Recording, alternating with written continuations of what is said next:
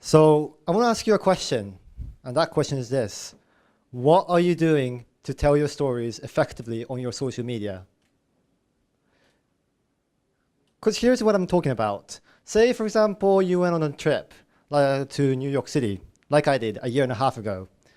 You go there, you see loads of different things, like such as Statue of Liberty, Times Square, MoMA, etc. And you come back home, you come back home, you open your computer, and you see this. Loads and loads of photos. In fact, during my 5-day trip, I took nearly 300 photos. And if I include all the photos I've taken on my mobile phone, it's easily in a few hundreds. And what do you do with these photos? The chances are you're going to upload these to your social media account. And I think we do a pretty good job of deciding what kind of photos goes on to which social media account. So for example, the pictures from your grandma's 75th birthday go on Facebook, and your very unreasonably expensive avocado shrimp sandwich pictures go on to Instagram. We know that quite well.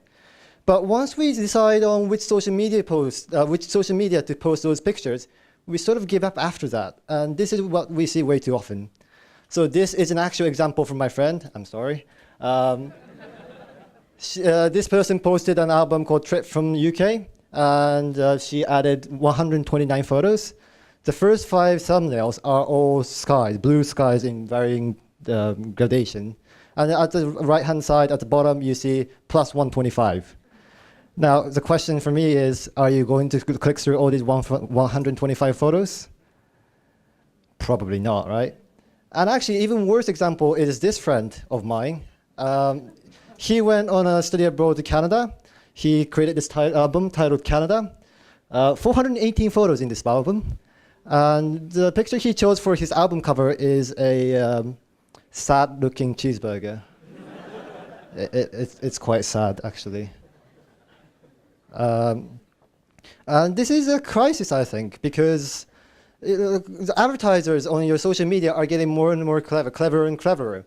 And they post advertisements that are more appealing, attractive, eye-catching, and sometimes they tell a better story. And social media is a place where we can post our stories for us, for ourselves. And I think we are losing out to these advertisers who are posting more interesting content. So how did I come to formulate the idea of casual filmmaking? To do that, I need to explain my story. So back when I was a freshman in high school, I rather belatedly watched the Matrix trilogy. And one of the scenes in this was this clip, sort of a bullet time effect. Now, the storyline, to be honest, I didn't really understand. But this shot really caught my eye. This visual effect I didn't know that you could create an entire world out of green screen shots. And this was something that was fascinating to me. So I decided to give it my own shot, and after a few days, I gave up. Because you needed to have a very good camera, you need to have a very expensive software, and most of all, you need to have a very good computer. And my 3-year-old laptop wasn't just cutting it. So this was the end of my phase 1 filmmaking. But after a few years, in my first year at university, I found 2 guys on YouTube.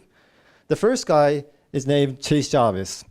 He is a professional photographer based in Seattle, and he taught me all the things I need to know about workflows and storages and redundancies. I know it sounds a bit boring, but it built me an architecture within a framework.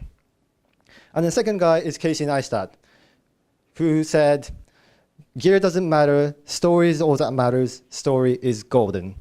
Now, it might be a bit of like a tiny quote, but this was a life-changing thing for me, because I've always associated filmmaking and video making with complicated equipment, frame rates, resolutions, expensive cameras and computers.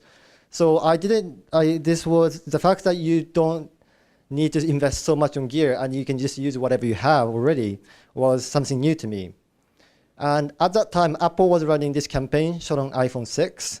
And at that time as well, I was constantly working for Apple. So I felt this moral obligation to sort of be a brand ambassador to take part in this. Back then, I just bought iPhone 6 as well, so I decided to make short time-lapse videos like this one. And yeah, I was making these short time-lapse videos that I can post on Facebook. Soon after, it was my study abroad program. I went to UK.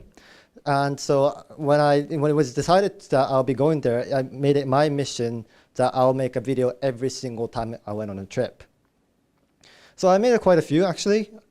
This is, for example, one from my trip to London. And then this one is from my trip to Lausanne. And I was also an IT officer at my college, so I made videos for the college social media as well. And soon after, my friends started asking me whether I could come in to make videos for them. So this is from the art club my friend runs. And at the end of the year, I was able to take all these videos, all these footages, and make one big video that summed up the whole year. This was great because A, I was able to look back to my year, and B, these were shareable. So my friends' parents, for example, could view these videos and sort of get a gist of what their sons and daughters were like in their year. And once I came back to Japan, I put all my videos, all my work, including this one, to a Google Drive folder titled Portfolio. And I started submitting this to the places I wanted to work for. And this landed me a job at the British Embassy in Tokyo, where I came up with an idea to create this My Last 100 Days in Japan for then HMA Tim Hitchens, who was leaving just then. I got to be a part of some cool, interesting projects, like this racing series at Fuji Speedway.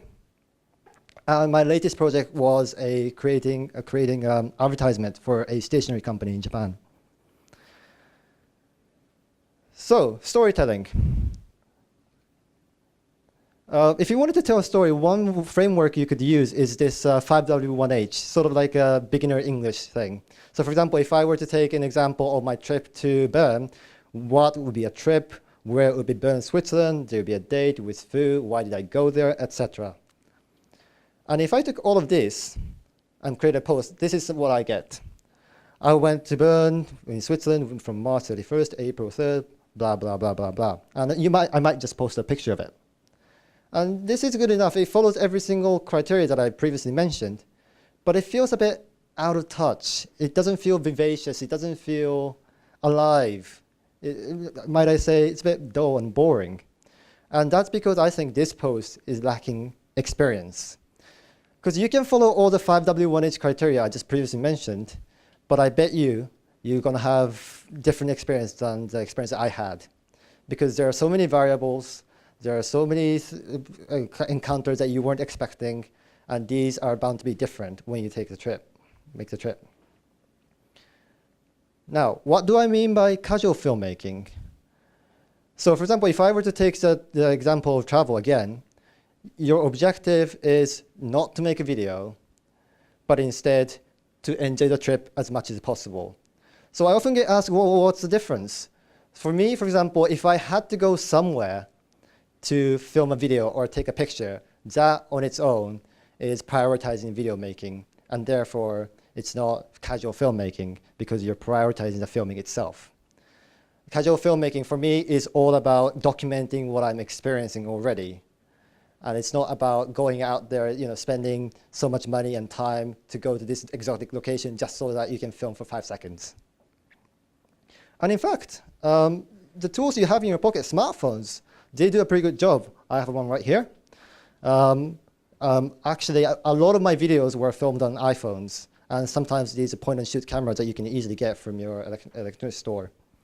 So there really isn't a hurdle anymore. You already have the tools that are good enough to make great videos and great content. So what's stopping you?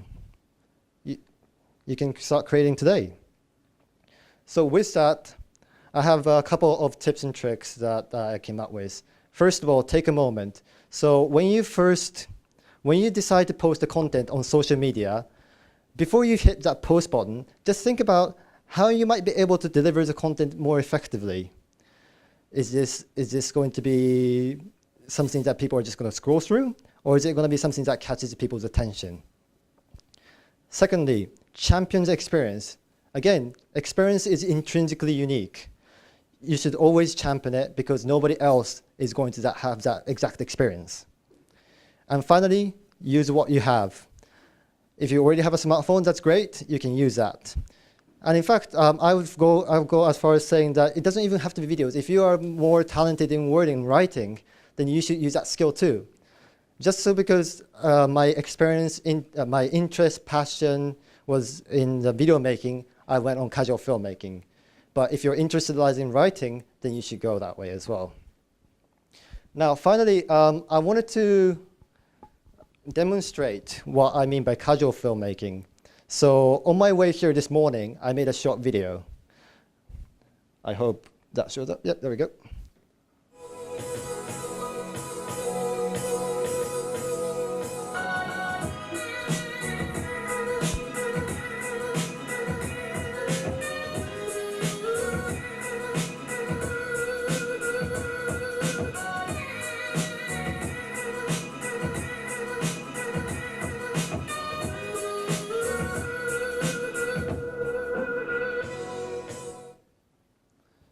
And this entire thing, thank you. And this entire thing was shot on my iPhone, and it was mostly edited using my phone. So I want to ask you a question. What are you going to do to tell your stories more effectively on your social media? Thank you.